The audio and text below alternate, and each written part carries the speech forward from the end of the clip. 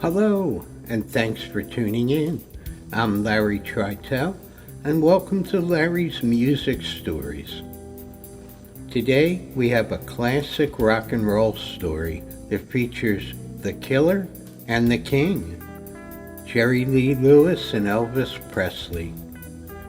On November 22, 1976, Jerry Lee Lewis showed up in his Rolls Royce at the gates of Graceland, the home of Elvis Presley.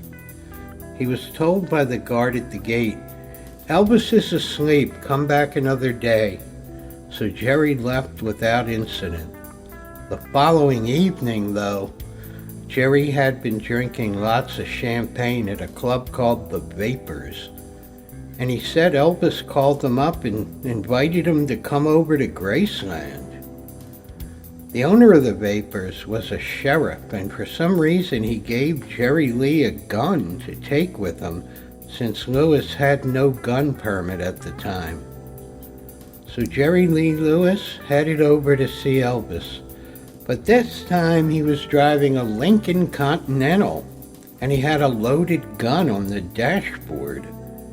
Well, he arrived at Graceland at about 2:30 in the morning, and right away, in his drunken state, he accidentally smashed into the gates, and then he started yelling, "Tell Elvis to get out here so I can show him who the real king of rock and roll is."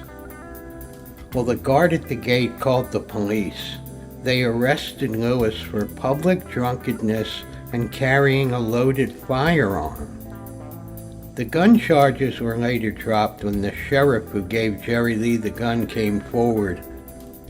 Jerry Lee's sister, Linda Gale Lewis, later said, "Jerry Lee wasn't going to hurt anyone.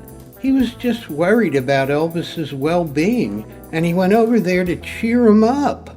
How great is that?